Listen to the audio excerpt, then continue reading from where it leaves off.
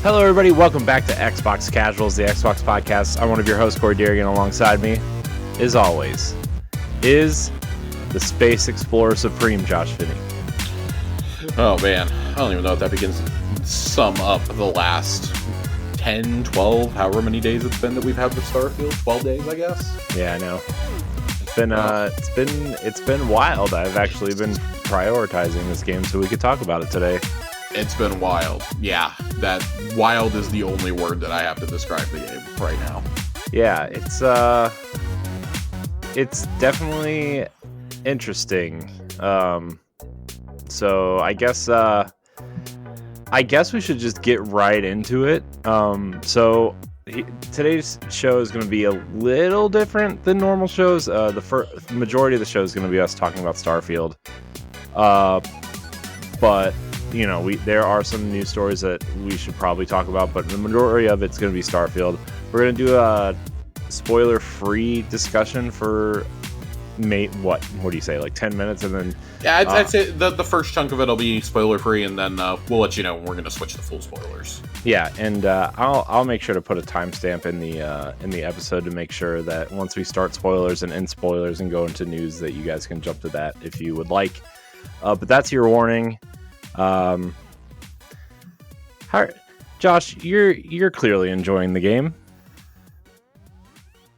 Yeah, that was kind of an awkward pause there, like a pregnant pause. I'm really loving it. I mean, if I had to like kind of sum up the game, I do agree with the reviewers who say the game starts out slow. There is no question to me that the opening mission did not really grab me, and I was like, oh no. Yeah. Oh no. Am I about to not like this game? And then I got to the point where you have to fight the pirate captain on the roof, and I threw the grenade as soon as I came out the door. I had it prepped and ready to go, and I threw it. And I got the same thing everybody else who's done it did, where he starts trying to talk to you, and the grenade lands while he's talking to you. Yeah. And just blows his whole crew up. That was pretty great. And that was the moment that I was like, okay, this is going to be a lot like Fallout, I think. Yeah. The first couple Constellation missions also didn't grab me. Yeah. Where the game clicks for me, and I mean, we're not going beyond Act 1 in this spoiler-free discussion.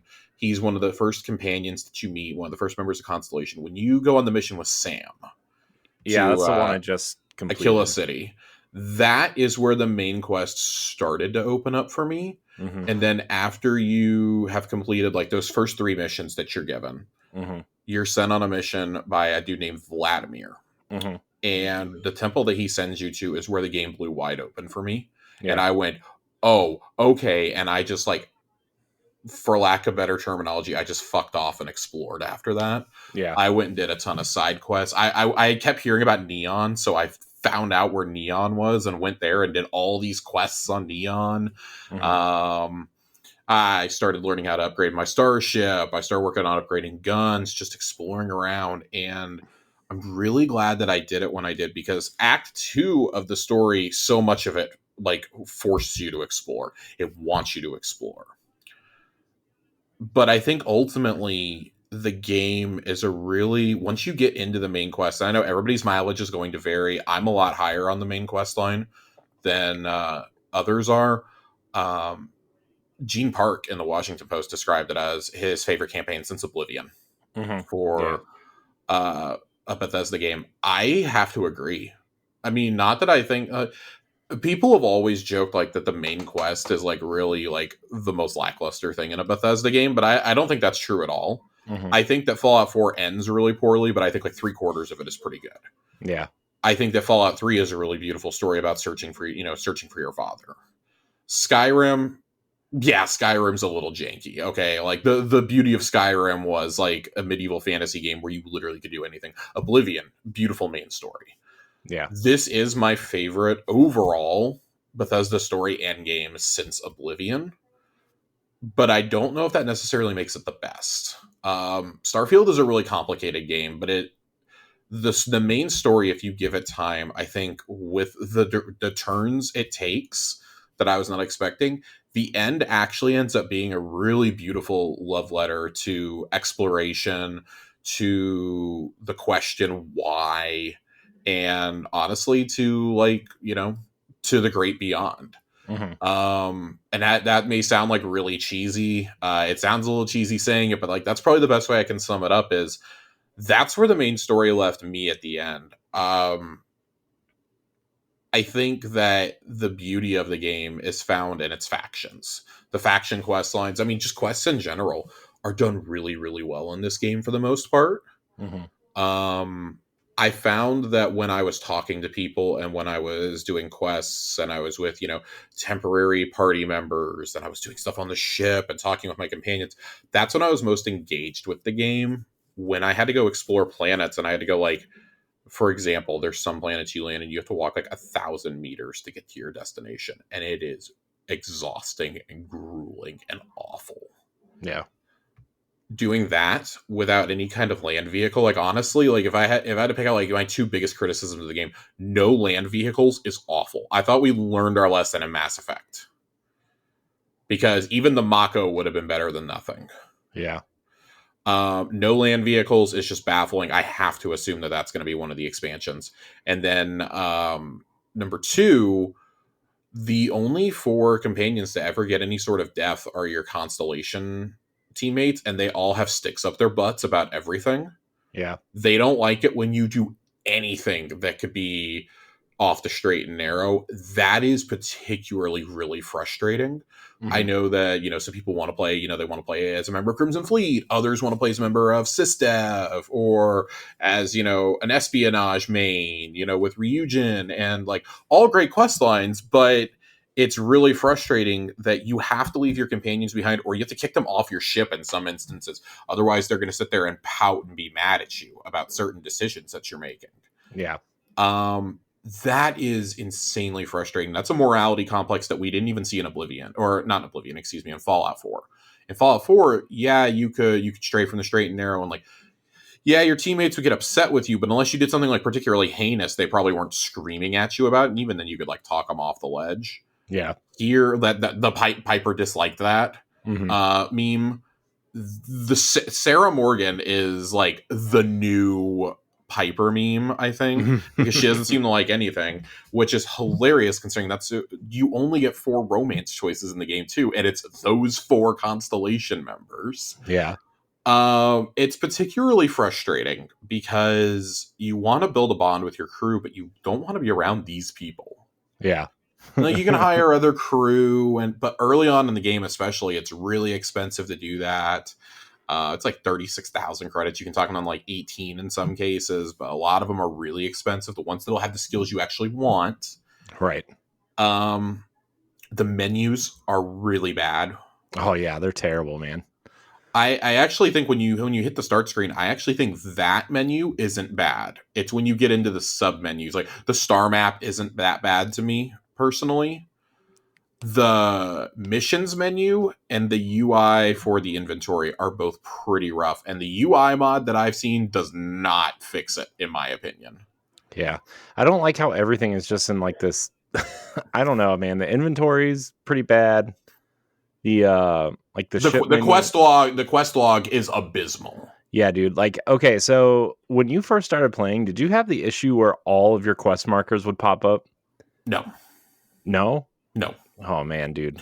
I had the issue of I couldn't understand why clicking A did not track something. I have to hit X, and you can't even hit it on the quest. You have to open up the quest, and you have to go to the specific step and highlight it. Yeah. It is needlessly complicated, and I have to think that they're going to patch this and fix this up. They have to, dude, because like I had the issue where like every single one of my quest markers would be on my map at the same time. Oh my God. I can't even if it wasn't highlighted, and I had to dig through like 5 separate menus to undo that. And like it's in a completely separate menu from like toggling the missions on and off. I'm very happy that has never happened to me accidentally or on purpose. It was awful. Man. Like when I got to New Atlantis, I picked up like a bunch of side quests, right? And all of a sudden I had like 9 or 10 blue markers on my screen, and they were all for separate quests. So I have noticed you can track more than one activity, which are like the go talk to this person type things. Yeah. But I just figured I had to turn those off because I don't care about most of that stuff. No, I had to dig through the menus, and the option was turned on. Have all quest markers on screen. And I'm That's like, weird. no, I don't want this. Was not even aware that was an option. Yeah, it was just on for me. The game unapologetically does not hold your hand. Yeah. Which is fine, but at least give me like a little bit of a tutorial on like how to like upgrade my ship, and like that you need to like go through, you have to upgrade certain skills on the skill tree to be able to do certain things and to fly certain ships. And it's so frustrating at times. Like the game, I appreciate how it just literally lets you do whatever you want, but you got to tell me how to do basic functions of the game too. Yeah. The fact that stealth is something you have to actually build into, and you can't just have the stealth skill automatically, is hilarious. You cannot sneak in this game unless you purchase that skill. You can't pickpocket unless you've done that either. Yeah, I was waiting to like pickpocket somebody. I'm like, why can't I just pickpocket somebody? I was like, I can't believe that this is happening. And I looked at the skill trees and I was like, sure enough, you have to do that. So it's a bunch of like little things that build up into bigger things. The more that you play the game, you're like, oh my God, this is just, I've seen the encumbrance complaint too. And maybe I'm alone on this island. I don't personally share that complaint. Mm-hmm. Here's the devil's advocate reasoning for it. One, we're in a future that Bethesda says that they're imagining this to be like 300 something years from the present day. Yeah. So it would make sense that we can't carry a ton of shit. Yeah. Number two, you will almost always have a companion with you that you can load up. 3, if you're within 500 meters of your ship, you can transfer stuff to your ship, to and from it. Yeah. Also, like, this isn't Fallout 4. Stop picking everything up. Like, seriously, just stop picking everything up. You cannot break everything down in this game, which is another very strange choice, but they don't really emphasize the base building to me. Yeah. I have one, but it doesn't feel like they're ever really emphasizing it that much. I know as you get part of a side thing though, like a side activity or whatever. I mean, it's a whole side game essentially. Mining minerals and things like that. I have a nice little outpost built. I thought it was going to be way more important than it actually ended up being. I just keep everything on my ship. Yeah. I also have a really big ass ship though at this point, so I don't know. I've seen some people complain about the space combat. I actually have really grown to like the space combat. Yeah. It's pretty simplistic, but if you've played a game like I don't know, like Battlefront ever, like Star Wars Battlefront, this is basically the same thing. Yeah. I like that you can take like energy cells and put them into different things. So like I have my cannons, all my weapons turned up like really high, and like my speed and shields. I took everything off of grav because I'm never jumping away from anything. Yeah. So it's like, I'll let it count down like the 6 seconds. In other words, I'm driving a tank through space. Yeah. So I enjoy like that aspect of it. I think there's so much here though. It's weird because I feel like we got like 5 games in one. Mm-hmm. And that's neither a compliment or a detraction, but it feels like we got 5 games in one. And if you want to go be the person who surveys and explores the unknown planets, go for it. You're going to be pretty miserable, but go for it. Mm-hmm. If you want to be the person who just quests, go for it. You want to do a pirate simulator, go for it. Like, there's so many things you can do. You shipbuilder extraordinaire, go for it. Like, there's so many things you can do here. And yet there's so much room for improvement on a sequel. Yeah. I guess to like kind of wrap up my spoiler-free thoughts, if I were to slap a score on this, I would probably hover around a 9. I have a really hard time going higher than that because of the issues that I laid out. Like, it sounds like small stuff, but it really did build up. I have probably close to 50 hours in this game, if not a little bit more. I'm right around the 50-hour mark. And these things just became more and more pronounced. Like, I try to avoid going to planets where I don't have to explicitly go for a quest at this point, and I'm having a way better time. Mm-hmm. If you try to explore every single planet or do every little activity of go talk to this person, go talk to that person, you are going to burn yourself out in this game. Yeah. Well, the people that are going to do that, I assume, are the people who've been playing Skyrim for 10 years, right? Like, right. Like when Phil said that he sees people playing this for 10 years like they did Starfield, I now understand why he said that. mm-hmm. I would say to anybody who plays this, don't sprint through the main quest, but kind of like make it a priority. I think by the time you get to like level 30-ish, you should consider like wrapping it up. Mm-hmm. Because by then you've gotten enough of a taste of the game. I think I jumped to New Game Plus when I was like level 34 or something. Yeah. I started up New Game Plus, and then I actually went back to my old save because I saved right before the point where you start New Game Plus. Yeah. So I can just like kind of do whatever I want to now on my Mhm. old save, and I will eventually take what I'm doing now into New Game Plus now that I've seen what I can do. Yeah, but the reason why you didn't do New Game Plus is there's a lot of stuff that doesn't transfer over, you said, right? There's a lot of stuff that does not. So if you're going to do New Game Plus something, and I encourage I've never done this for a game. I encourage every single person to do New Game Plus because that is the real Starfield, in my opinion. That's the real game, is New Game Plus. It is quite literally, it feels like a brand new game. We'll go into it in the spoiler section. All of your perks and your attributes carry over. You keep your level, but you lose all your credits, all your ships, and all your gear. That feels like, man, especially the ships, because they cost so much, and like if you build cool ones, like, yeah, that was a particularly frustrating thing for me, was losing my ships. I almost wish they would let you carry over blueprints of the ships that you want to keep, almost. And like, I agree, but I mean, like, I lost all my credits, all my digipicks, all my upgraded armor and weapons. It's frustrating, but it is what it is. Yeah. And the people who are going to go and play extensively in New Game Plus, this isn't going to bother them.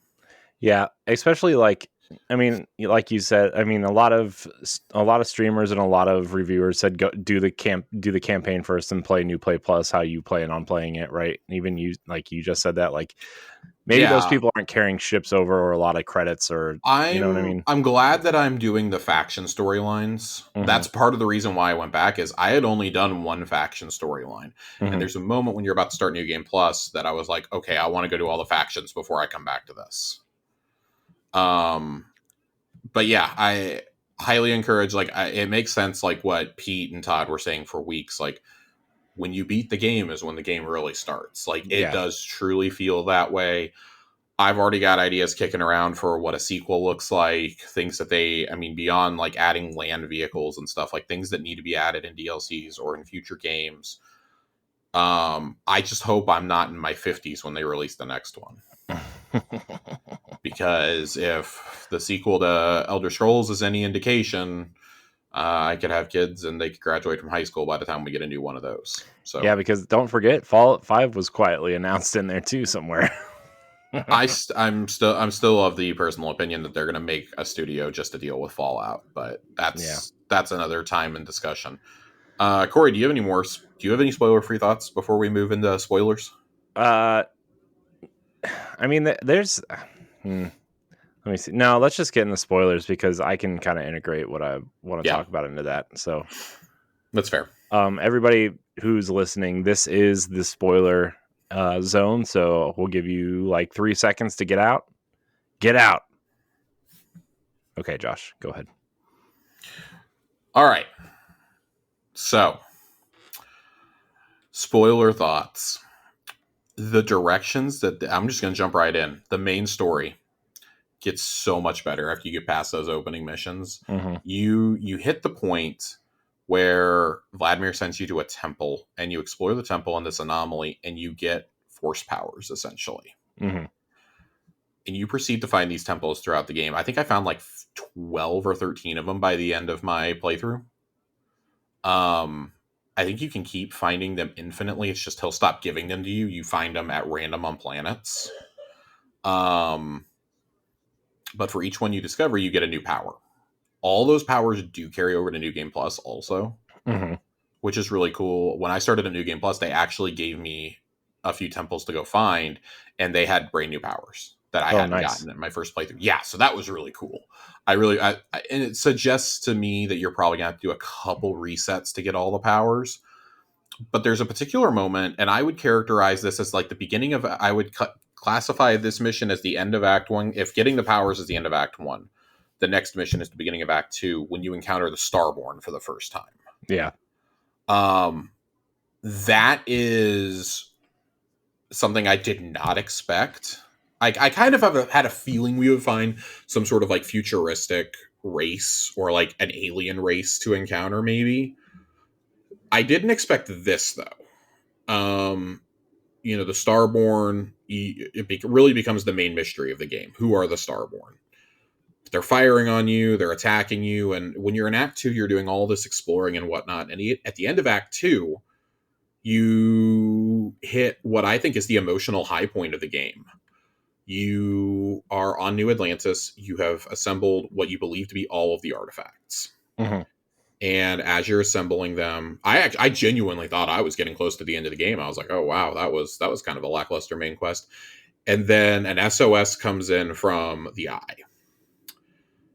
And when you're there doing that mission, they tell you that so-and-so is wounded badly. I later found out this changes on every playthrough.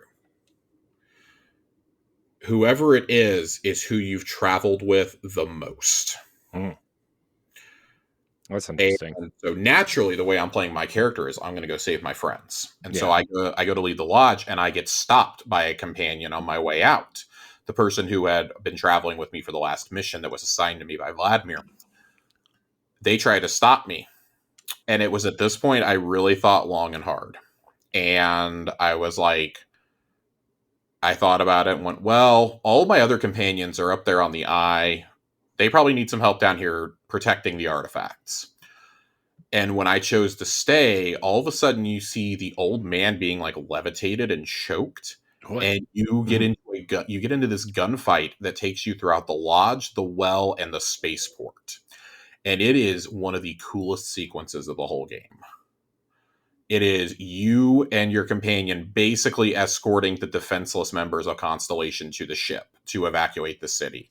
And it's this battle that takes place all throughout New Atlantis. This guy who just calls himself the Hunter. You never get his name. He just calls himself the Hunter. Basically gives you his gun at the end of the fight and is like, yeah, you're a worthy adversary. I'll see you around. Jeez. Basically tells you where to meet him. Yeah. If you want answers. You get up to the Eye and you find that your companion is dead. That had been wounded. I went and looked this up because I wanted to see if everybody else got the same result I did. Apparently, the game takes the two companions you've traveled with the most, and you have to pick which one you want to save. If you go to the Eye, the person who tries to stop you in the lodge is the one who ends up dead. So in my playthrough, Sam is dead. Very Mass Effect. Very massive. There is actually no way to avoid it. Yeah. There's no way to avoid a crew member dying. This is part of the whole philosophy. You cannot see everything on one playthrough. So Act 3 really becomes about getting revenge and taking the fight to the Starborn. However, when you go to the rendezvous point to meet with this hunt, you do some other quests, and partway through Act 3, you go to meet up with the Hunter. And when you board his ship, there's somebody else there who calls himself the Emissary. I don't know what I was expecting, but I wasn't expecting the Emissary's face to be of the companion that I lost. Oh. It is at this point, and Corey, I know you're not to this point, so I'm very sorry for spoiling the game. It's fine, dude, it's fine. You know I don't really care about spoilers. When the word multiverse was used, I just set my controller down for a second because in the game, the multiverse is New Game Plus. Oh. It was at this point I realized why people were saying you have to play New Game Plus. The goal stops becoming the goal is still to gather the artifacts, but it's for you to enter something called the Unity. And the Unity is essentially like the heart of the universe. Think the heart of the island from Lost, everybody. That's the territory we've gone to here. You have your choice if you want to fight with the Hunter or fight with the Emissary. I chose to fight with the Emissary. I wanted Sam by my side for one more fight. And at the end, you have to try and kill the hunter. The hunter reveals that in every other timeline he's ever been to, because every time you enter the Unity, you get stronger and stronger, is what he says. Mm-hmm. He has hunted the artifacts across space and time for millennia.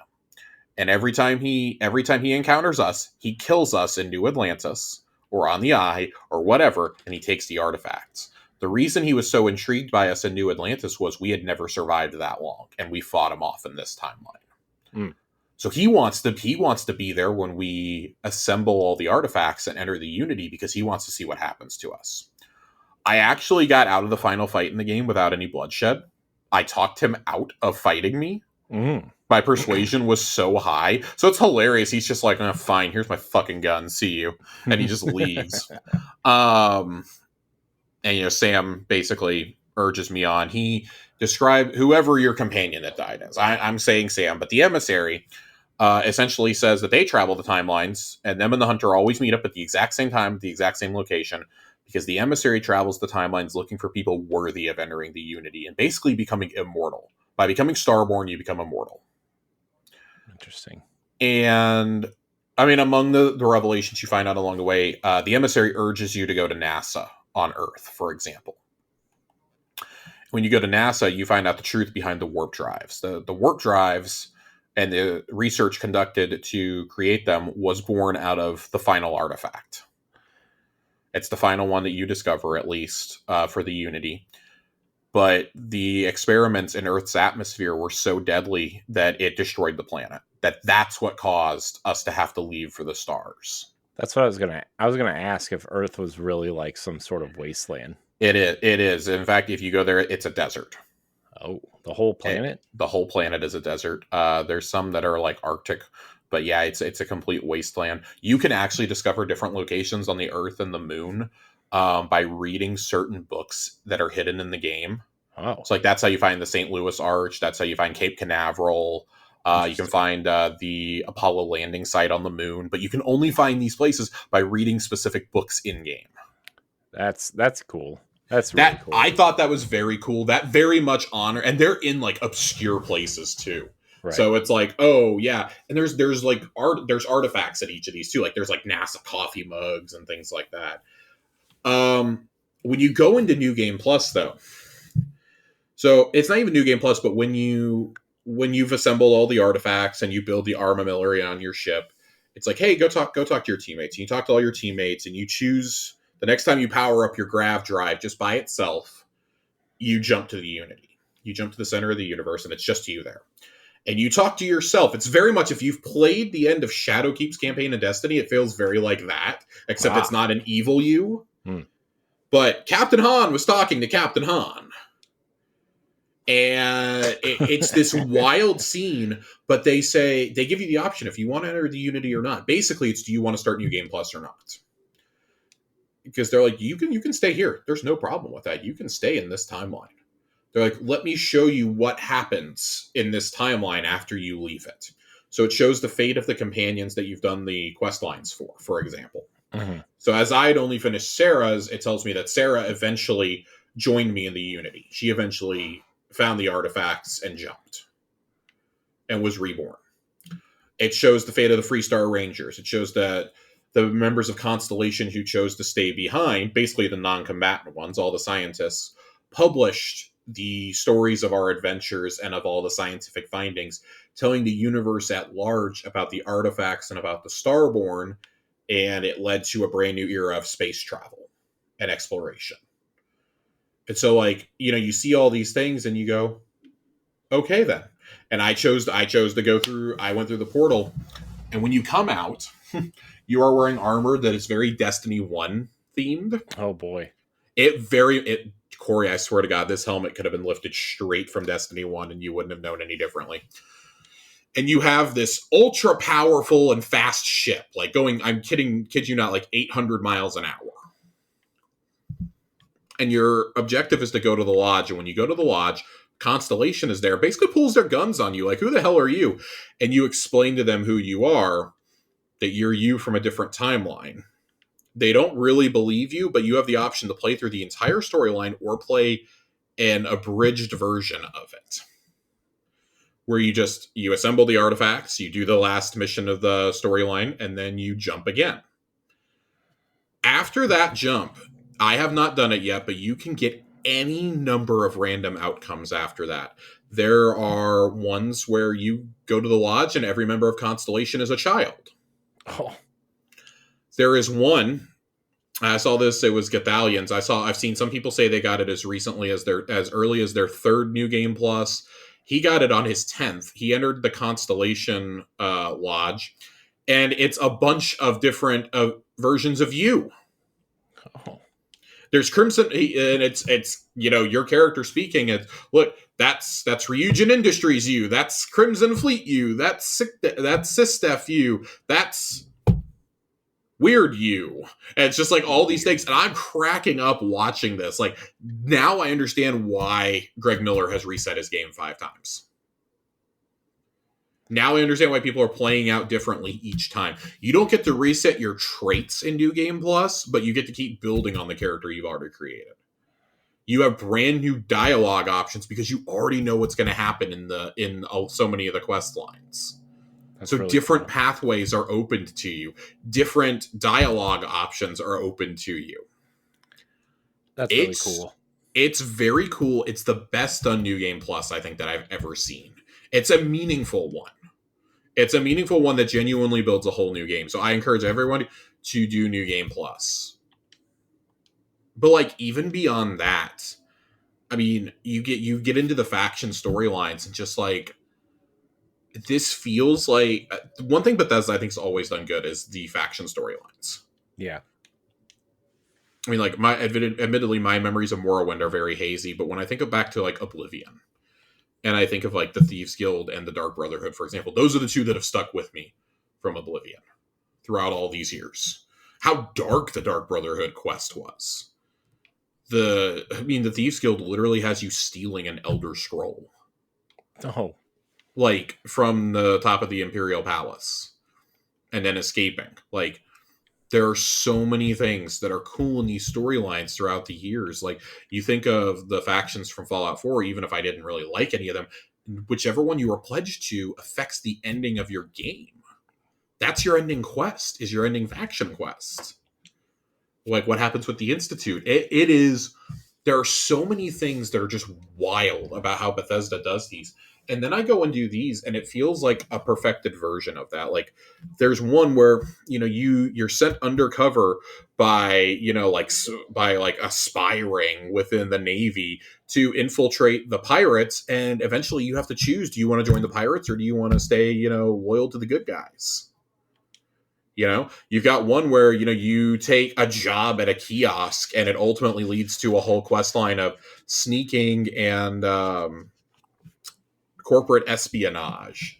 And like, the levels have so much verticality in them when you're sneaking and this and that. And it's, all that's cool. You get non-lethal weapons to use on your missions. I mediated a gang war in a quest line. I'm working on one now that's it's the Vanguard one, and I thought this was going to be like ship combat, the way they were describing, because they made me go through a whole pilot's exam and everything. Nope, I have been on the ground fighting aliens. Oh, cool. Yeah, the things called terramorphs, which are actually terrifying. Jeez. So there's so many cool things that I love about this game, and like, that's what I've been mainlining. Like, the Freestar Rangers quest line is cool. I get to be a space cowboy. Like, I enjoy so many of these storylines, and I'm glad with the direction that they take them, that I've neglected so many of these side quests. Like, even some of these side quests have like 3 or 4 quests attached to them. Yeah. They're building entire storylines off of these characters.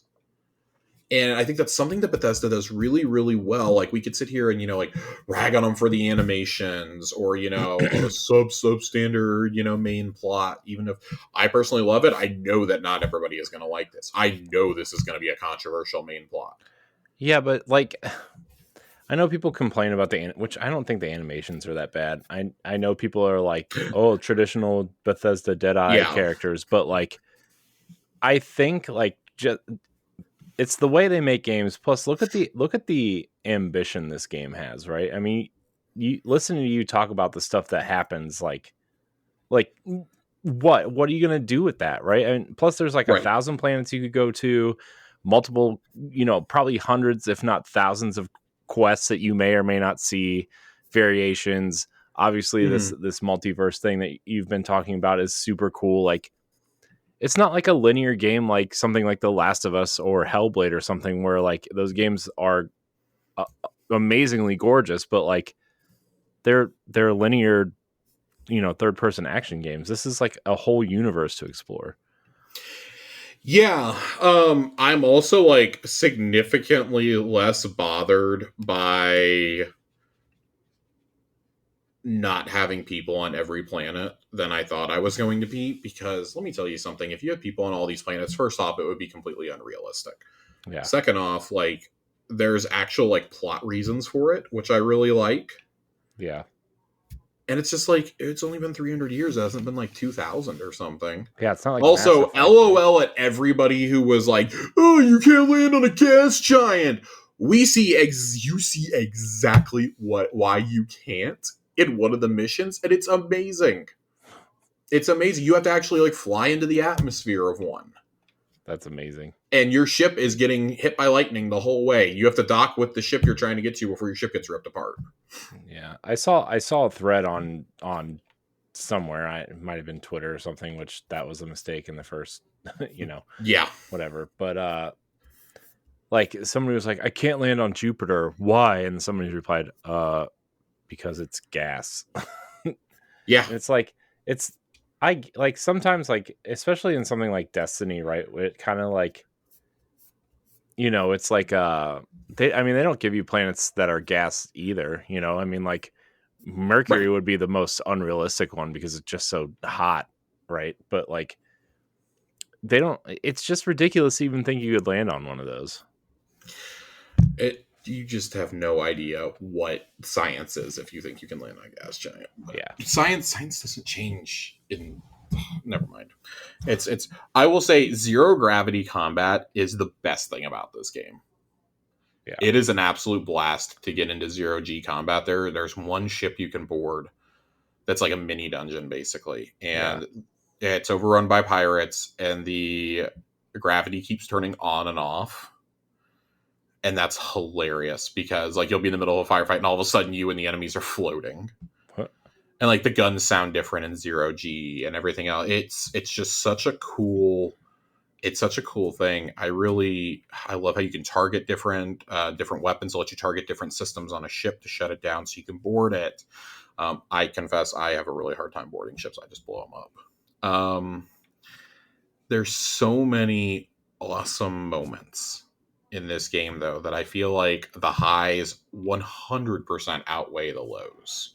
Yeah. For me, like I saw somebody trying to say like, oh, this is as much of a catastrophe as Redfall. There was some, I think like Metro UK or something gave it like a 4 out of 10, and I was like, okay, listen, I can accept some lower scores. I think like, even if you give it like a 7 out of 10, I'm not going to be one of those people who's like throwing the fit over the 7 out of 10.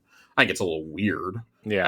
I personally, I understand. Like after reading those reviews, I understand why it got a 7 out of 10. So weird probably isn't the right terminology. Like I personally would say I don't agree with it. Yeah. But I can see the argument for it. Yeah. This game is rough enough that I can see the argument. It's just like for me, it does everything I wanted.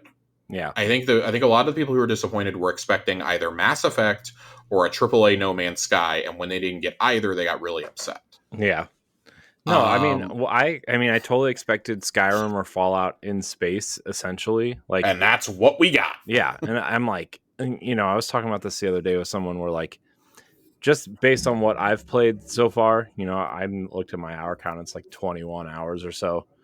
Like, although now I kind of want to mainline the main story and kind of start New Game Plus or whatever. But I said, so far what I played, this game feels like Skyrim or Fallout in space. And I think that before I just learned all of this stuff that you just talked about, like this game is that. And if you like those games, you're going to love this game. But initially this game doesn't really do enough to draw people in that don't like those games. Right. But like, I don't know, man. Now I kind of want to like see what happens with the story and do New Game Plus, and because I feel like you and I are going to talk about this game for a long time. Yeah, this is a game that I mean, I'm glad I'm through the main quest. I'm through the main factions. I'll clean up some side quests. I'll probably do some more exploring, but I'll probably put this game down next week. Mm-hmm. Just realistically, because I've managed to get through so much of it already. Mm-hmm. Because there's so many other things that I have to play before the end of the year. Mm-hmm. Specifically, I really want to make time for Baldur's Gate 3, for Cyberpunk Phantom Liberty, Spider-Man 2. Like, there's so many other big open world games that I'm going to need to play that I'm going to have to sink, 80 plus hours into. 2 of those are probably going to get like 60 to 80 hours from me. Yeah. Well, I'm sure Baldur's Gate's going to you're going to live in that game for a while. God, I'm so scared to start Baldur's Gate, but I'm okay with putting it down because I want to wait until there's mod support on console and until DLCs start coming. Yeah, I am all in on whatever DLC they want to do for this game. I think it's a good sign that we don't know when the first DLC is coming yet. Yeah. Usually with a Bethesda game, you kind of know when the first DLC is coming, like relatively soon after launch. Mm-hmm. I really hope they just like marinate on this for a little while. And I mean, if the earliest I think I would accept an announcement for DLC is like the Game Awards. Yeah. That seems like a Game Awards thing. Yeah. That feels like something to announce there. I'm so excited to see what they do with this franchise and with this universe. This is going to be a game that we debate for a very long time. Yeah. Whether you liked it, you didn't like it, what's its effect, and we'll get into this a little bit in the news, sales and subscription service numbers and whatnot. But one thing is really clear: Microsoft and Bethesda have a huge shit on their hands. Yeah. Oh yeah. This game it's bonkers in all the right ways, in all the weirdest ways. Just, I really wish that the companions were better. I think that once you get to do their storylines, they're actually like really engaging, but those 4 are the morality police, and they don't really let you do anything outside of that, which is a little frustrating. Yeah. More than a little frustrating, actually. Not explaining things is pretty frustrating. The UI, we've gone over the UI woes.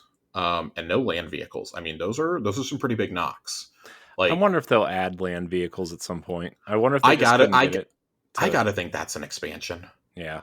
I can't think of it.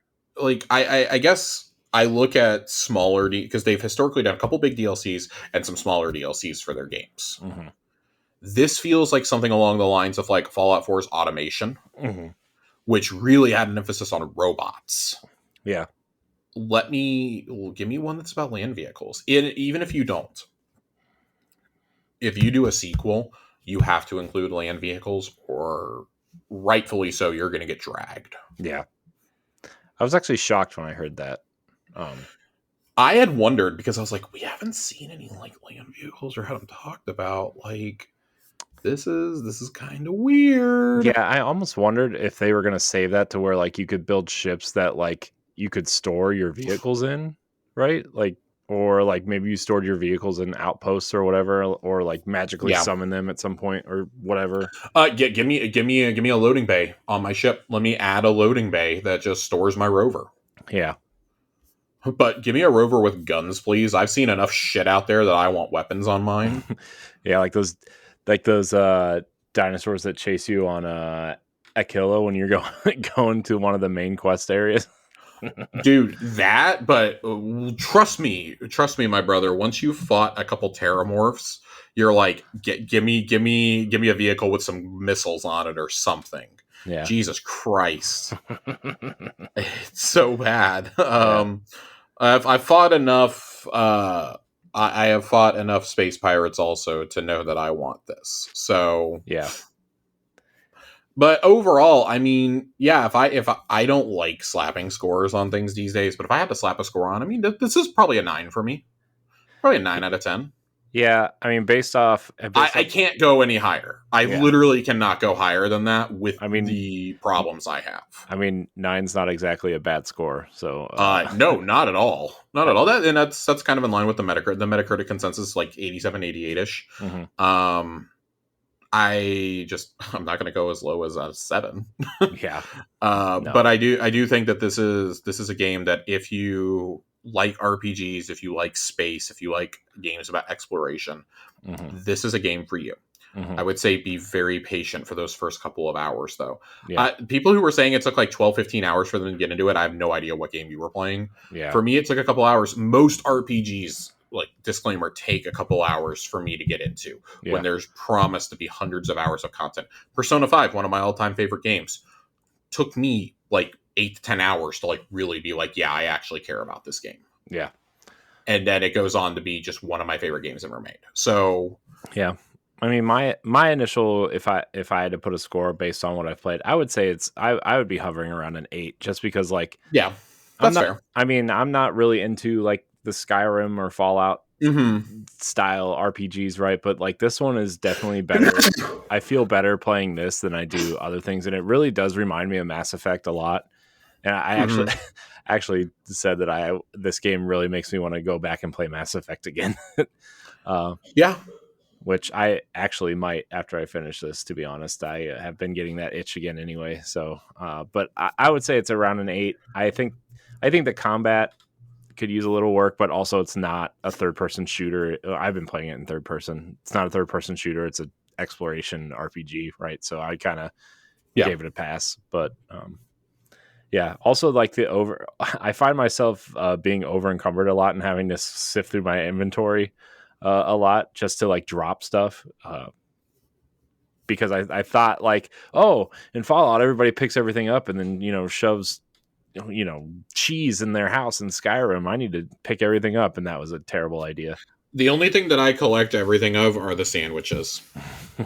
Are you going to fill your ship with sandwiches, Josh? I have about 15, 20 sandwiches laying around right now. Yes. Got to get those numbers up, Josh. I know. I got to make more sandwiches. Did you see the video of the guy who put like 10,000 sandwiches on his ship and then took off? Yeah. His game was running at like 4 frames per second. Yeah. He took off and it's just like this shower of sandwiches. That's so funny. One of our friends, I don't remember if it was Johnny or Phil, had Vasco was like riding on top of their ship when they took off. And so they're in space and Vasco's just standing on the hood. That's funny. It's pretty good. Vasco gets stuck on my ladder all the time. I don't think he's been able to come up to the main part of the ship like ever since I got this one. Yeah. I think it's pretty funny. But yeah, overall, like I can't wait to spend more time in this game. Probably by the next time that we meet on this show, I'll have wrapped Starfield for now. And a lot of that is just due to just an incredibly like open week that I had this past week and Labor Day weekend on top of that. Yeah. Also, like you said, you had about 50 hours in it. Like I'm kind of surprised that you've done that much in 50 hours. I mean, when I tell you, I have gone from quest to quest to quest to quest to quest. That's what I'm doing. I mean, I might have more than 50. I haven't looked in a long time, but there's no way I have more than like 60. Yeah. Like there's absolutely no way. But I mean, I feel like I'm at a pretty good cadence on the game too. Like I'm absorbing everything. I'm listening to everything. I'm still like exploring when I go to these locations, but it's like very much like I'm going like I start a quest line and I want to finish it. Yeah. Like I don't want to just like let it sit around. I'm enjoying that. Now that I've like finished most of the faction storylines, I plan on exploring quite a bit, doing some things that I've picked up that I just like haven't gone and finished it. I have a quest called Beer Run in my inventory, and I'm really excited to go do that personally. That's funny. It's just it's got the Bethesda humor. And I think the writing could be better in some places. But overall, like I just think it's a really solid game.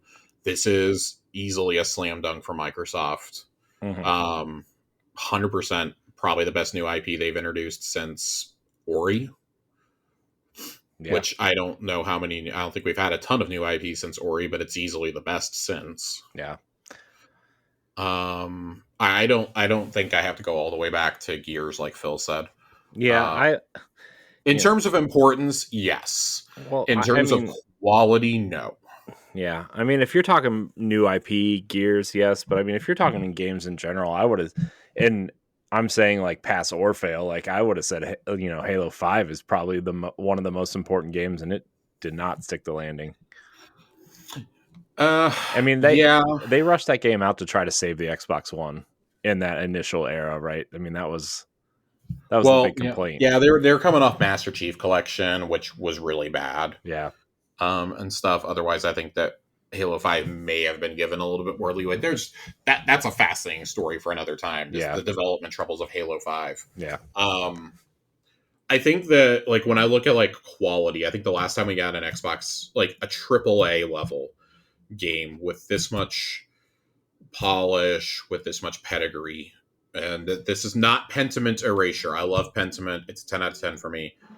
That's a small game though. Hi-Fi Rush, small game. Mm-hmm. Last time we got an Xbox produced exclusive that was like this, that was on this level with like this attention and care put into it, that was a new franchise, you probably have to go back to Ori or Sunset Overdrive. I think both of those just incredibly polished games, incredible experiences. Yeah, Sunset Overdrive, man. Otherwise, you're going all the way back to the 360, which I don't think it's that much of a stretch. Yeah. Go back to the 360, you're going all the way back to Gears. So this is, I hope, the beginning of a long-running franchise. I would not be shocked if the next game in this franchise was like Starfield 76-esque. I think that people really would love to have their own crew. And they love to have their own crew, go on missions together, build bases together. Like I could see a world in which that happens. Like kind of combine like Starfield with Sea of Thieves. I could see something like that for a future game. There were rumors going around a year and a half ago or so that ZeniMax was thinking about a Starfield MMO already. Yeah, that wouldn't shock me at all. That would not shock me at all if that was ZeniMax Online's next game after ESO. Yeah.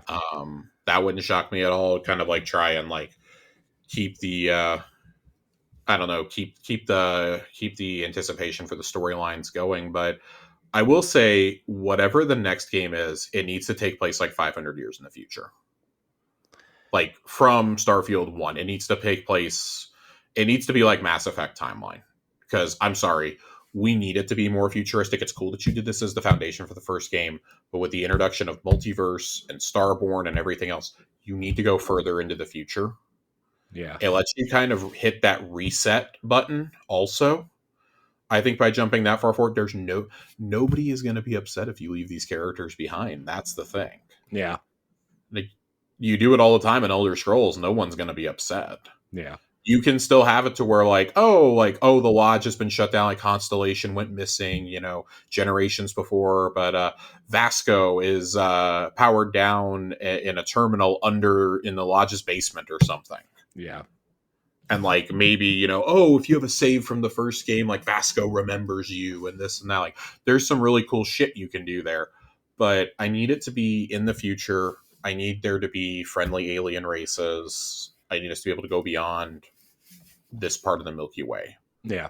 There's so many things you can do. I'd almost like a more streamlined experience for a second one. Like almost, I don't want to say like Mass Effect 2, but I want less planets in a sequel with more to do. Yeah, that would make sense. Less planets, more to do. And if you're going 800 years into the future, these planets should be very well colonized by that point. Yeah. I'd love to see if they could start restoring Earth. I think that would be a cool plot line. Like, is there a way to like fix Earth's atmosphere? That would be cool. Like you gather resources to try to like, bring it back at least to a livable state. And then like, maybe that's where the MMO would come in or something. That would be kind of I don't know. I'd like to see some expansion on shipbuilding. I'd like to build a fleet.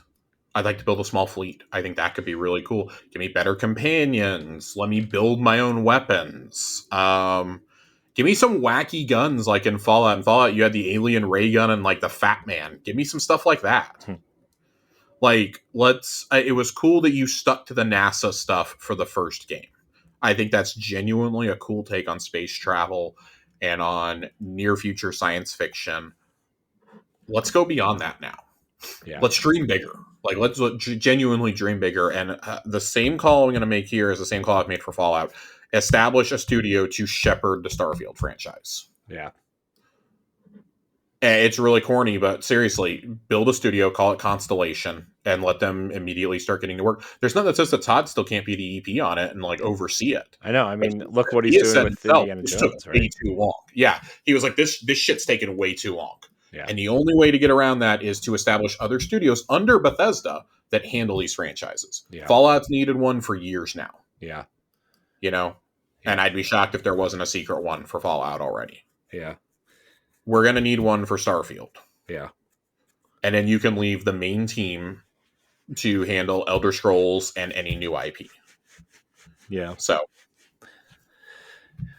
Well, Josh, I don't have any other thoughts. Yeah. It's a great game. Go play it. Yeah, I highly recommend it. Even if you're not into the Elder Scrolls Fallout style RPG, but you do like exploration and maybe, building ships and, exploration, I would say try it out, especially if you have Game Pass. There's no, obviously no cost except for what you're paying for Game Pass. So, I mean, why not, And like Josh said, first couple hours, just get through them. And, if you don't like it by the time you get to, Neon or whatever, like, you can call it, but I recommend it, and I don't even care about those games, so.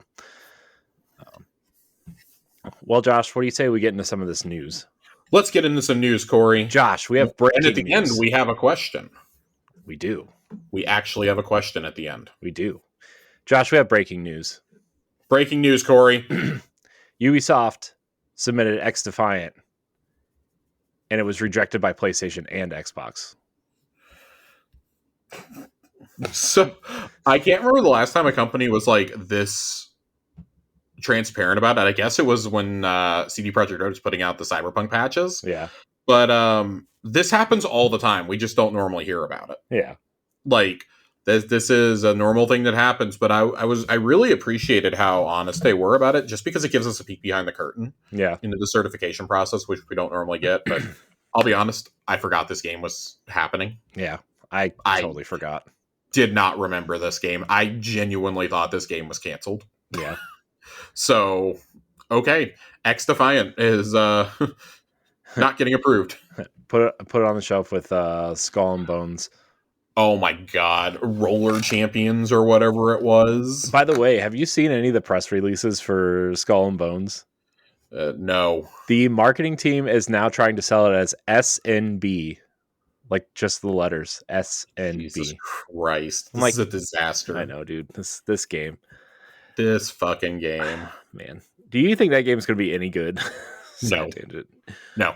Oh, man. There's not a shot in hell. Dude, I was so excited when that game was announced the first time. I wasn't. Oh, we're going to make like an Assassin's Creed Black Flag kind of sequel, but it's going to be all pirates instead of assassins. I was excited because I love Black Flag. I know you don't really care for it. I fucking hate it. I love Black Flag, and I was like, yes, let's make a whole game about it. I just find it very funny that they announced Skull and Bones. Sea of Thieves gets announced. Sea of Thieves comes out. Is a complete catastrophe. They rebuild it. Sea of Thieves is this raging worldwide success with multiple IP partnerships. Mm-hmm. And Sea of Thieves, or Skull and Bones, S&B, excuse me. S&B, that sounds like some sort of like kinky sex thing. Yeah. Can't even get out of like alpha. Yeah. And they have to put it out because they got a grant from Singapore to make it. I know. This is just such a farce. Oh man. Ubisoft, man. What a S&B. I don't understand how Ubisoft is still in business. Like, you hear all these cancellations and delays and just stuff like this, and then I guess it's because... And then they put out an Assassin's Creed game and it sells 20 million copies without blinking. I know. Which I'm one of those people who buys these games because I love that series. We're intimately aware, Corey. I know. I just wanted to let everybody know that, if you're looking forward to XDefiant, you're going to keep waiting. All right, let's get into the... Speaking of closures, though. I know. Let's get into the real news. Embracer. I know, man.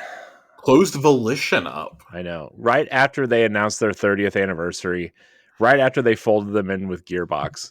So yeah, so the timeline on this, they do this right after the 30th anniversary. They folded them in Gearbox. They put out the press release as the Starfield embargo drops. Right. So it's all just really shady, and we were like, "Oh God, who could have seen this coming?" Oh, and on top of that, Saints Row is a PS Plus game this month I know. for Essential. I know, man. So the same day that announcement is made, so this happens. We're all like, "Oh no, who could have ever seen this coming with Embracer Group?" And then just today, Corey, we find out that they are looking to potentially sell off Gearbox. Shocker. One of their only worthwhile studios. Yeah. Only 18 months after acquiring them. What a fucking train wreck, yeah, man. This is who in the year 2023 is paying $1.5 billion for Borderlands, essentially? Right. Don't forget about Duke Nukem. Nobody is paying for either of these franchises in the year of our Lord 2023. Yeah. But if I could offer like some, I guess on Gearbox, like there's been possibilities that they're either going to sell them off or Gearbox could go independent. Yeah. Again. Yeah. If Gearbox were to be spun off from Embracer, I do think there's a few publishers, I think, namely Take-Two would be interested. Especially because Take-Two they publish Borderlands, like, and I think Embracer realized, like, oh, it feels like this is a we did not read the fine print moment. Mm-hmm. Like, oh, we don't actually get the credit for anything from Borderlands. Right. So I feel like the obvious answer here is Take-Two. If I could offer up a dark horse. Ooh. Sony Interactive. Yeah, I thought about that too. SIE's been really clear about wanting to bring in developers to work on live service games, and they've never really had a solid multiplayer game. They have Destiny, and that's about it. They'll have Marathon eventually, but everything else is far from a guaranteed hit that they're working on. Yeah. Why not bring in someone who regularly puts out hit games? Yeah, that people just sink a ton of money and time into. Yeah, plus like Borderlands, even though those games aren't games as a service, you could easily make like quote unquote border worlds and make it some sort of game as a service. They don't even have to do it. They do season passes. They did 2 full season passes for Borderlands 3. Yeah. So plus like deluxe editions and everything else, like the Borderlands franchise still sells. Yeah. Tiny Tina's may not have, but the Borderlands franchise as a whole sells. Yeah. I would watch Sony and 2K as the two that are really going to step up to try and get them in house. Mm-hmm. I think. Was that thunder? Maybe. No, it was the asshole truck outside. No. I really think that EA would be interested if they didn't already have DICE and Respawn under their belts. Mm-hmm. I just maybe Activision would have gone for them if they weren't already getting bought. I've seen some people say, "Oh, I hope Microsoft does it." God, please, Microsoft, stay away from this. Yeah, especially right now. You haven't even finished the Activision deal yet. Yeah, even if they weren't buying Activision, I'd be like, God, stay away. You don't need them. Mm-hmm. They're not going to boost your bottom line that much. Yeah, you already dominate the shooter space in terms of exclusives. Like, stay away from it.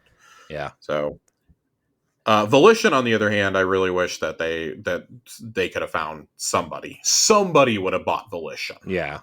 I mean, like, I know the last couple Saints Row games were not great, and Agents of Mayhem wasn't great, but like, I don't know. I still think that IP is worth something. Yeah, I think you buy them. I think you buy it for the Saints Row IP, but also Red Faction. Yeah. Do they still own Red Faction, or does that like they did? I mean, I know they did, but like when the THQ fire sale went off, didn't somebody else? Yeah, they still had them. Nope, Volition still had them. Embracer announced that the rights for Red Faction and Saints Row are transferring to another studio that they own. Man, dude, Red Faction, man. Yeah, what a kick in the dick, man. Yeah. I feel like that Volition could have found a new home. Gearbox is the like one of like 3 studios that will be completely okay if Embracer goes under. Mm-hmm. Gearbox, Crystal Dynamics, and probably the studio that makes Metro will be okay. Yeah. Yeah. But other than that, I mean, like, do the THQ Nordic Studios spin off into their own collective again? Probably. Yeah. This feels really bleak. they have to cut like another 1.5 billion or something in expenditures. Yeah. By what is it, the end of October or something? Something like that. Dude, we knew this was So going to happen though. we literally knew this was going to happen when they bought Crystal Dynamics so cheap. We're like, oh, this isn't going to end well. Yeah. And I mean, they're going to end up selling those studios too, IDOS and they'll turn around and make money on those. Yeah. They'll turn around and make money on those. I 100% expect that if Crystal Dynamics is sold, it goes to Sony. 100%. You think? They're already working with you. Yep. Microsoft cannot step in and buy anybody else right now. And if those studios go up for sale while they're still trying to close this Activision bullshit or in the immediate aftermath, there is no way. Yeah, they'll be prevented. I would want to bring in, and I understand that Crystal Dynamics is co-developing Perfect Dark and Eidos is helping with Fable. I would want to bring in the partners that I have that are a lot closer, like Certain Affinity first. Yeah. Or maybe even Iron Galaxy at this point. I'd rather bring like those guys in than just like people who are helping on games. Yeah. Support studios. That's all. They're being support studios, you know, they just happen to be high profile studios doing support work, which usually doesn't happen. Yeah. So we'll see. This surely is not the last we've heard of Embracer messing things up this year. Right. Oh man. Who do we think is going to ruin the Lord of the Rings IP first, Embracer or WB? Because WB came out this week and said they feel like Harry Potter, the DC universe, and Lord of the Rings are all underused IPs. Shocker. Jesus Christ. Imagine thinking that Harry Potter and DC are anywhere near underutilized. Well, I would argue that the Harry Potter franchise has been underutilized in games, at least. Well, in games, but they're talking across all media, Corey. Yeah, I know. You can't make the argument. They just had Hogwarts Legacy, which sold like 20 million copies without blinking. I know, and they've had 3 spin-off movies. They've had a couple like spin-off books at this point. J.K. Rowling is a pariah, and nobody wants to touch her with a 10-foot pole. Except Max, because they're making it. They've already confirmed that it's going to be 8 seasons. It doesn't matter how much it costs. Yeah, so I can't see why you're saying that this, like, why they would make the argument that this is underutilized. I was just saying in games. I thought they were talking about games. No. David Zaslav could give a shit about WB games. Yeah, I mean they've been trying to sell them off for a long time, right? Those studios. Or like it was thought that they were going to sell them off until Zaslav got put in charge and realized just how much money NetherRealm and the DC games do bring in. Mm-hmm. I mean, even Gotham Knights, man, that game sold like what, 10 million units, something like that. I don't know. It sold decently, and I don't think it sold 10 million. It just got rated for Switch too. What a catastrophe! Oh my gosh, dude, they didn't even run well on the series consoles. How are you going to make that game run on Switch? Sorry, I know people liked it, but I'm just, oh man. Yeah, I don't really have high hopes for this, but we'll see. I don't think WB is getting sold off anytime soon, but maybe another year or two, and we're having a different conversation. If they didn't get sold off in the aftermath of the Bethesda deal, I can't imagine they're going to anytime soon. Yeah. So, well, RIP Volition. I hope everybody that was affected finds their way to new work. I know games jobs are really hard to come by, and I've seen a lot of people from the studio say that they just think they're going to leave games altogether after what happened. Yeah. Which is unfortunate. There's so much fucking turnover in this industry. I know. Dude, every time you open Twitter, somebody you know has changed jobs, has started at a new studio, and they barely last 5 years. And then they're moving on. Especially like writers and obviously contract workers too. So yeah, I mean, I would argue writers, it's a little bit different. They're leaving to work on new projects. I mean, you've worked on the same franchise for like 5 years. You want something different. Yeah, I think it's a little bit different than like getting laid off, being like QA and getting laid off, for example. Yeah, no, I understand. So, but speaking of sales, Corey. Speaking of sales, Josh, these fucking Starfield numbers that we're seeing. Oh, I know, man, dude. Starfield outsold Skyrim's first week and had more concurrence on Steam. It had over 1 million players the first week, and if you include Game Pass numbers or something ridiculous, and now they're Yeah, at like so 3 or 4 million or something. Gesundheit. The way that it broke down was thank you, by the way. The way it broke down was it hit a peak. I think it was 24 hours after early access started on Steam of like 250,000 users. Which, keep in mind, on Steam means you paid $100 or you paid $250 for this. Mm-hmm. That does not. You cannot use the Game Pass upgrade there. So that's already pretty successful. Chris Dierig over at GamesIndustry.biz has kind of been giving us some sales numbers because UK publishes weekly. He said that the early access code for Xbox was so popular, and this is in the physical steelbook case you had to buy in a store, this does not include the digital ones, was so popular that it charted number 7 on the charts for that week. That's so funny. And then he said that this last week, Starfield hit number 1 on the charts.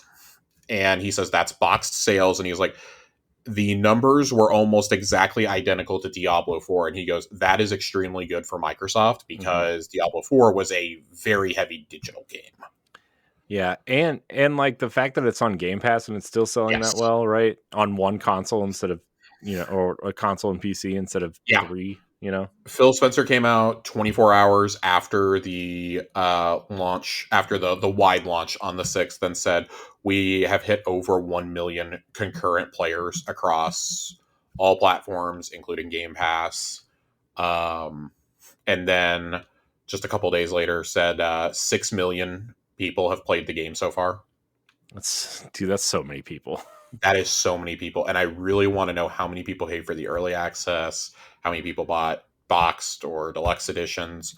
I'm very curious to see the MPD charts on this game because this is going to be the poster child for the discussion of subscription service numbers. I think either way, you cannot argue that this was a failure of a launch in any way, no matter what the numbers are. If this is the preliminary data we're getting, this is, like Chris Dierig was saying, he goes, this is already one of the biggest launches of the year, just with that 6 million comment. Yeah. He goes, ignoring the box data that we have already in the UK, ignoring the pre-sale numbers. He's like, this is one of the biggest launches of the year. He's like, this is up there with Diablo 4, Tears of the Kingdom, Hogwarts Legacy. Like, it's up in that echelon. Yeah. He's like, it's probably on the lower end of that, but he's like, it's up there. Like God of War Ragnarok did 5 million in its first few days on sale. Yeah. Final Fantasy 16 in its first month did 3.5 million in like 2 weeks. Yeah. He's like, we are looking at another mega launch with this game. Yeah. And he's like, he's like, yeah, people are trying to discredit it by saying, oh, well, Game Pass. And he's like, it doesn't matter. They have that many people engaging with it. He's like, how many people bought consoles? How many people bought subscriptions to play this game? Like, yeah, you think they'll think about this like long term. You think they'll release those numbers like after the first month of like how many consoles or subscriptions, probably Game Pass subscriptions that they sold or with this, right? Maybe. I don't know. I think that if anything, they'll save them for quarterly earnings. Yeah. I would watch still at the end of the month, though. So today's the 11th. Looking at my calendar, I would say the game went into wide release on what, the 6th? Yeah. I would watch for the 13th. I would watch for Wednesday morning to see if they brag about first week engagement and sales numbers. Yeah. Because I can guarantee you the second they hit 10 million, they're bragging about it. Yeah, I would. Yeah. If they have some the sales numbers, they probably won't brag about unless they would need to sell like 5 million copies, I think, for them to brag about it in like the first week for them to brag. Mm-hmm. Otherwise, they'll save it for end of the month for NPD numbers. Yeah. But either way, this is an unmitigated success. Oh yeah. I don't understand the people who thought this might not be, like, I mean, I know it's probably like a bunch of no-name Sony fanboys or whatever, but like people were saying, oh, it's not going to sell well. It's not just, and I'm like, dude, it's a Bethesda Game Studios game. It's going to sell, it's going to last for at least a decade or more. Yeah, I like the legs on this probably won't be like amazing. I think you'll probably see a spike around the holidays with people buying consoles, and it's being bundled with Xboxes now too. So like everybody's getting it no matter what. I would say that the numbers are probably going to be less than that. They'll probably end up landing around like, I think Fallout 3 sold like 8 million copies total or something. It'll probably land around Fallout 3. Yeah. Lifetime, maybe you hit 10. But I think in order to hit 10, you would have to release on PlayStation, or to go higher than 10, you'd have to release on PlayStation. And Microsoft's not going to be willing to do that. Not, at least not right now. I think for right now, this has proven the validity of their model. We're going to have this discussion again with the next Bethesda game, though, because I really think that's the next game where we're going to sit here and go, can you really release this onto a subscription service? Yeah. So, or like even on one console, yeah, I don't really care whether or not Elder Scrolls is Xbox exclusive or not, and like they haven't really clarified what legacy means yet, right? So I don't know, because like Doom has a legacy on PlayStation. Does that mean the third Doom game is going to come, or Wolfenstein? That would be the argument I would make. Yeah. That would be the argument I would make. Yeah. We've always argued that Elder Scrolls and Fallout are two distinctly different IPs. Like Doom and Wolfenstein are long-running franchises that have been on everything under the sun. Elder Scrolls only came to console because of Xbox. Yeah. So I think you can like make a technicality argument there. Yeah, and they just released Quake 2 remastered over there too, right? So and they're going to, and things like that. I'm a firm believer should go to all platforms. There's no reason not to. Yeah. Those are not moving the needle for you, especially because like things like Wolfenstein, even though we love them and we think they're great, like it doesn't sell that great, right? They sell fine. No, fine, but not like New Order moved like 5 million copies. That's pretty damn good for a third-party game. Yeah, I just meant they're not like as popular as something like Elder Scrolls or Fallout. And like if you want to get Elder Scrolls, like didn't even really ascend until Skyrim. Yeah, Elder Scrolls, and then Fallout was popular with Fallout 3, but Fallout 4 was the one that like sold triple the amount of 3. Yeah, that and New Vegas were the big hits. Yeah. So I'm curious to see what they end up doing here. I still think that Elder Scrolls will at least initially be an Xbox exclusive, but if that one showed up on PlayStation like 18 months later, I wouldn't be too shocked. We have no idea what the industry will look like in 5 years. We don't even know what it's going to look like next year. Right. With how rapidly things are changing. So, but for right now, I think this provides plenty of validity to Microsoft's claim of Game Pass is not going to hurt the sales numbers for our mega titles. Yeah. And we already know it, and it's not going to do that with Forza either. So, yeah. All right, Josh. We have some another bit of bad news, but all is well, but Stalker 2 developer GSC Game World suffers a fire in their new Prague offices shortly after they moved there because of the war. This is crazy, man. The quote here is, fortunately, none of the employees or office staff were injured in the accident. A fire broke out in our office in Prague on Thursday. Even though the fire was successfully put out, one of the office floors now requires full restoration. Further details of the accident are still being investigated. We express our deepest appreciation for your questions and the words of support we have been receiving. No anomaly, not even a burner, will make us stop in our pursuit for our final goal. We've dealt with worse than that before. This is fine. Yeah, this is a studio that's dealt with so much. They've relocated due to the war. They seem to get hacked like every other week. So many builds of this game have been leaked on like 4chan and whatnot. And man, I just want this game to come out. I feel so bad for this studio. It keeps happening. I know. But man, through it all, they're being really resilient. I hope this game ends up being good. This is like the ultimate, even if I don't plan on playing it, I'm probably still buying a copy. Just to support the studio. Yeah. Any kind of, any Russian or Ukrainian, or not Russian, any Ukrainian developer who's just gone through so much because of the war, and like I feel like we need to support them just to like say, we got your back, even if we're not planning on playing Stalker. Like, I'm not planning on playing Stalker, right? Like, it's not really a game for me, but like this studio has been through so much, man. They like deserve the money. That's how I feel about Sad Cat also, who's making Replaced. Yeah. Over in Belarus. They also have left their country. They recently had to announce that their game's getting pushed to 2024, and just all the comments that I saw were like, "Oh my god, like Xbox had to delay another exclusive," and it's like, no, that's not what this is. Like, there's fucking war going on, you imbeciles. Like, calm down, mouth breathers. Right. There's a fucking war going on. There's some things that's bigger than pixels on a screen. Right. So I feel like we go through that every time there's a delay, but this is every time. Every time. But I hope everybody is well over there. I hope everybody recovers and is I hope Stalker 2 is amazing. Yep. Heard nothing but good things out of the out of Gamescom. Yeah. I mean, Phil and the crew were playing it over there and they loved it, right? So yeah, it's great. All right, Josh, let's hit some DLC, some quick hits here.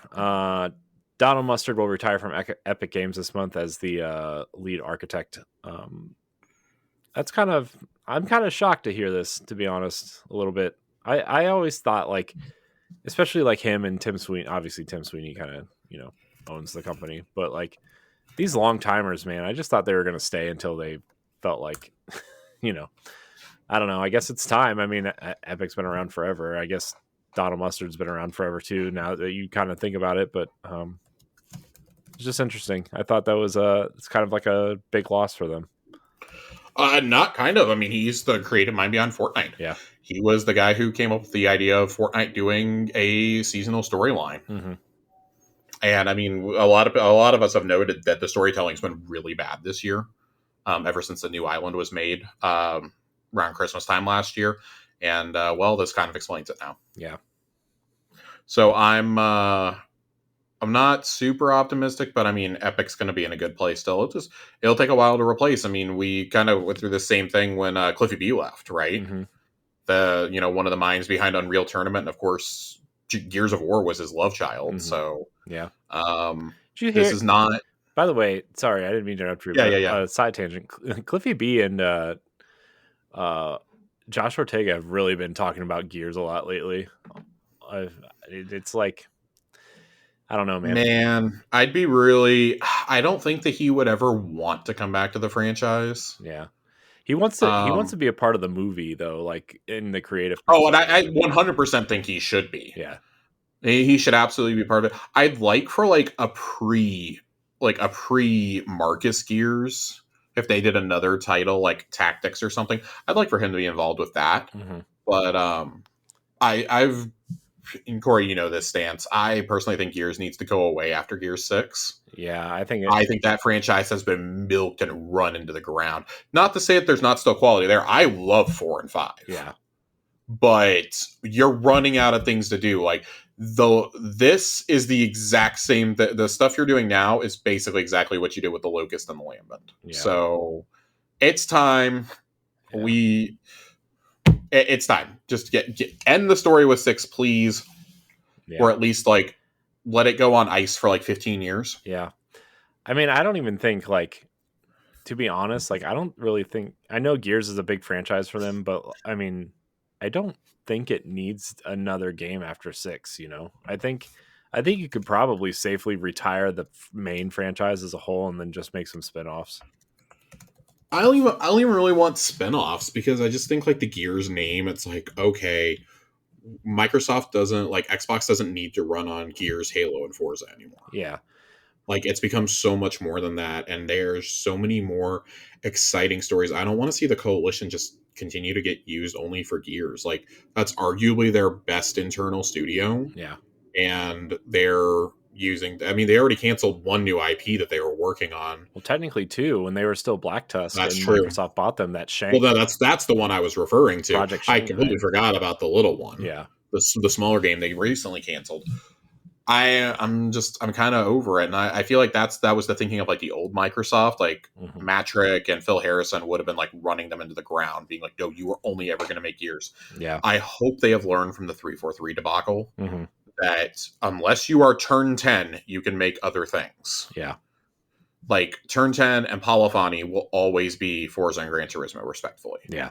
Because you build those, when you go to apply for a job there, you know exactly what you are getting into. Yeah. Those are the best of the best in the world at making racing games. Yeah. Like the Coalition, it's fine to start branching out. I mean, come on. It took a while, but look at Playground. They made Forza Horizon and they built a whole other, it might as well have been a brand new studio just to handle Fable. Yeah. And who's to say that Fable's the only game they're ever going to work on over in that division of the studio too? Right. You know, now they can work on other RPGs. You know, maybe they help out on, you know, a future Elder Scrolls or Starfield or something, doing even like artwork or rendering for them. Right. All right. Well, we're gonna move on. Josh, you might be excited for this. Gargoyles Remastered is coming. A kind of like a remaster of the Super Nintendo game. I'm so excited for this, but it's coming in October. Just in time for everything else. Just in time for literally everything else. I'm so upset about this. It looks good though. I will play this, but this is like a January game for me. Yeah. Maybe December if I get really, really lucky. Man, dude. But I kind of want the limited run games version of this. They did a gargoyle statue with it. And I think it looks really cool. Oh, they did. I didn't know they announced that. Yeah, I don't know if I can get away with buying it, but I want to. Is it a Goliath statue? Yes. Oh man. All right, I got to stop looking at it because I'm going to buy it. It's distressing. You know what I'm excited for, Josh? Another TMNT game is coming out next year based on the movie. I could not care less. Oh my god, dude, I'm so excited. I still need to I'm not a Ninja Turtles fan. I feel like we go over this every week. We do, but I put this in here for me. I put Gargoyles in for you, and I put Ninja Turtles in for me. Well, I can accept that. Yeah. Man, I'm so excited. Except Outright Games is making it, which is like, dude, they make Peppa Pig and Paw Patrol games, so oof. I don't have high hopes on this. Yeah, but either way. Man, give Turtles to a good studio, man. You know, like. Well, I mean, Embracer technically did. We'll just see if it actually happens. No. Well, did Embracer really give it to a good studio? No, the last Ronin. Yeah, or the last Ronin. Hold on. Studio for game. Let's see. No, it's Black Forest Games who did the Destroy All Humans remasters. That's right. We made fun of this a few weeks ago. See, I've already forgotten. Yeah. I knew it wasn't somebody good, but let's see here. Where am I at? Okay. Josh, did you see the Mega Bloks replica Xbox 360 with a fake copy? I did, and then I saw the price. I saw the price tag, and I nearly red ringed. Oh god, I didn't see the price tag. What is it? Like $200? $150. Oh, gross. Yeah, I really like this, but for that price, I'd rather just go buy an actual 360 and put it on my shelf. Yeah, I still have my 360 controllers and a copy of Halo 3. Yeah, so I think we still have a 360 packed away somewhere. Actually, yeah, I have. It's cool, but not $150 cool. Yeah. Yikes.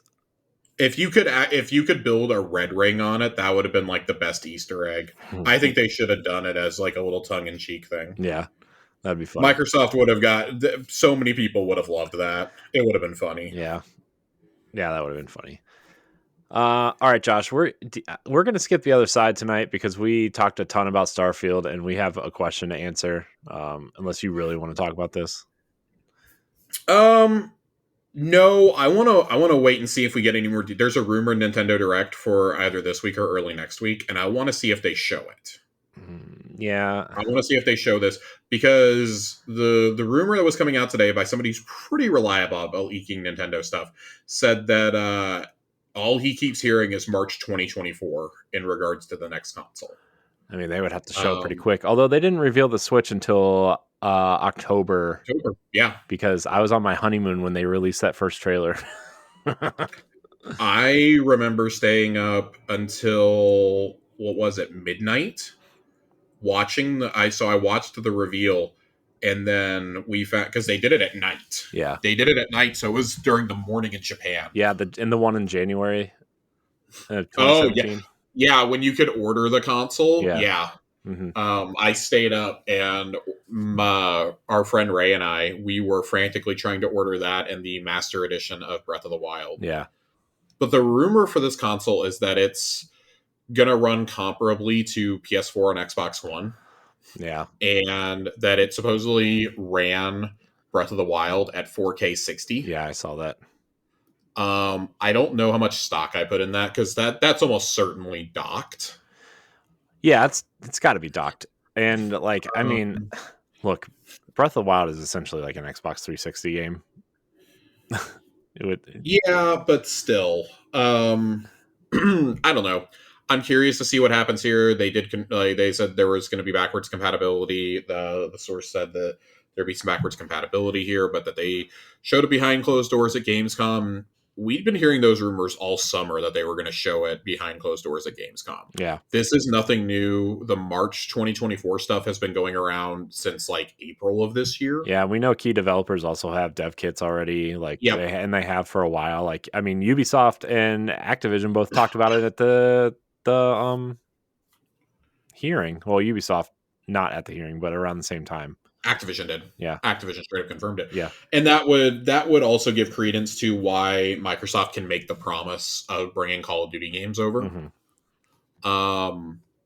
That being said, I mean, if this does get announced, surely we'll talk about it on the next episode. Yeah. But I want to wait until we have like some physical specs in hand. Yeah. Or we have like a little bit more concrete details. Like, I want to know this thing actually announced and what it's going to be called, so we can stop calling it Switch 2. I hope Super Nintendo Switch. Come on. I hope it's called Switch 2. I hope they just call it Switch 2. I hope it's Super Nintendo Switch, so that the next one is Switch 64. Oh no. Yeah, I just want to know if it's backwards compatible and how powerful it is.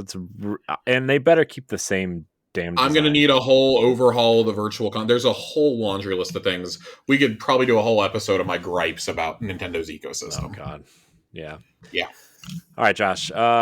Let's move on to what's coming to Game Pass this week. A surprise announcement just announced shortly after our last episode. Solar Ash, the previous time exclusive indie game from Heart Machine, Hyperlight Drifter, and I think they're putting out Hyperlight Breaker this year or early next year. Yes. Is finally coming to Xbox, console, cloud, and PC. Game Pass. I'm really excited for that game. I'm excited for this. This is a game I really wanted to play, and I just never got around to it. Yeah. So pretty excited it's coming to Game Pass. What a banger month, though. I know, man. Liza P is coming on the 19th, which Jez Corden tweeted out today, said, "Don't sleep on Liza P. It's amazing." Everybody I've talked to who played the demo this summer was like, it's amazing. Yeah. Coming to console and PC. On 9/20, Party Animals is coming to console and PC. I'm excited about Party Animals. Dude, that game looks wild. And then on 9/21, Payday 3 is coming to console and PC. God, and you've already gotten Starfield this month. What an amazing month. Yeah, and Sea of Stars. And Sea of Stars. Well, Sea of Stars was technically August. Whatever. I'm gonna be Game Pass Gary for a minute. It was technically August. Game Pass Gary. Fuck Game Pass Gary. Any artists out there, send your renders of Game Pass Gary, and then we'll feature them on the show. He better be covered in Cheeto dust. Oh no. When you say Game Pass Gary, I just imagine the guy from the World of Warcraft episode of South Park. Yeah, that's pretty much what I intend. Yeah. We do have one question tonight. Yeah, Josh, hit me with it. Tiger Jesus 64 wrote us and asked, what would you guys like to see from Starfield DLC? We kind of touched on this already. I want a couple new factions, which if it's a Bethesda game, you're going to get a few factions.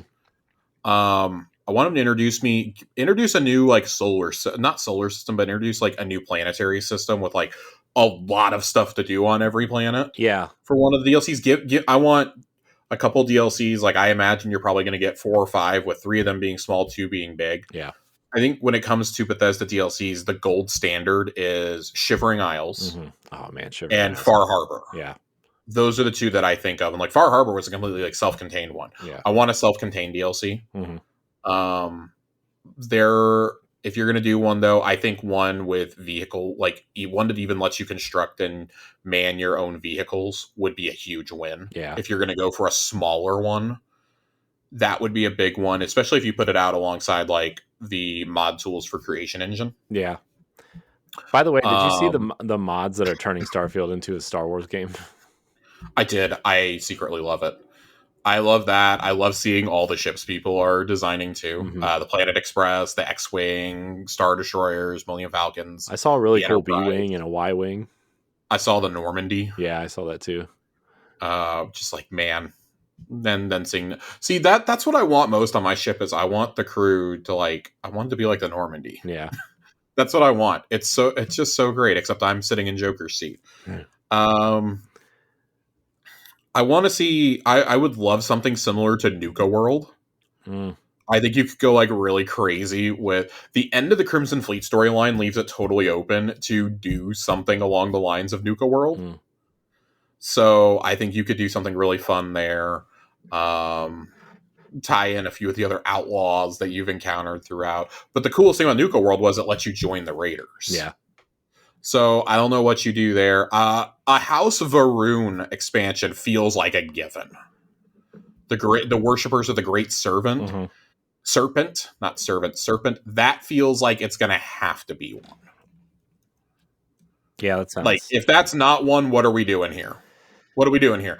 And I just need more fun followers. Like, make it to where I can take some of the other Constellation members along, maybe as followers, but give me some people who aren't like as morally straight. Yeah, we need that gray area. We really do need the gray. I mean, like the best companion in Fallout 4 is Kate. Yeah.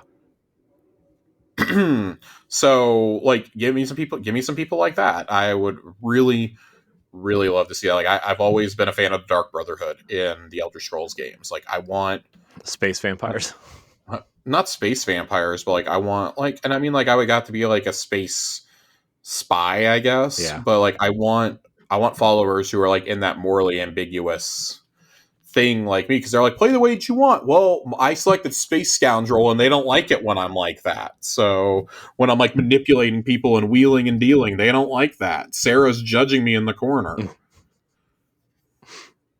Yeah. So those are the things I'd like to see. There's no shortage of things you can do in a universe spanning game, but yeah, some suggestions if you haven't started working on it yet, Bethesda. Yeah. I would like to see some cool like space combat style like missions where like, okay, there's these space pirates, they're trying to make their base on in this planetary system, and like I know there's probably some of that already, but like I want like some sort of massive like like you said, like a new system of planets to explore, but these space pirates have taken over the whole system and you gotta kind of like...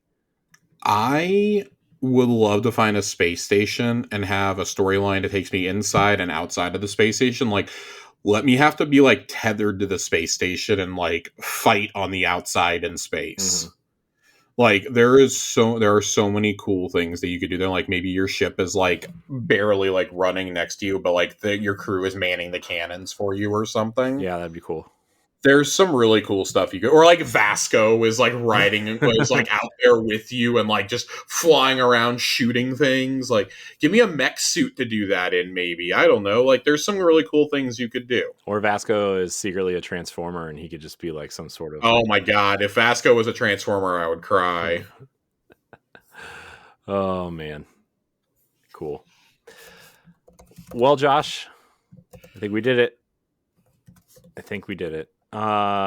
Any closing thoughts before we get out of here? No, I think we've completely like exhausted ourselves on Starfield takes. Yeah. Yeah, same. So I want to thank everybody for watching this episode of Xbox Casuals. You can find it every other Tuesday on your podcast service of choice. Josh, thank you for your time tonight, as always, and your knowledge and your gift to deliver the Starfield review discussion. Where can we find you? Twitter at Josh_Finn. I'm still there. Still there. I'm still there. I'm holding it down. I'm technically still there, but I have not. Man, you can find me at I am Corey HD on social media sometimes. Thank you guys so much for watching. Subscribe to the Tower Casuals YouTube channel. Join the Discord. Check out Tower Casuals, the Destiny podcast. If you're into Destiny, we'd love to have you there as well. And shout out to all the people who have been listening and growing our show. It's been really cool to see. So thank you so much for watching. And until next time, we love you. Goodbye.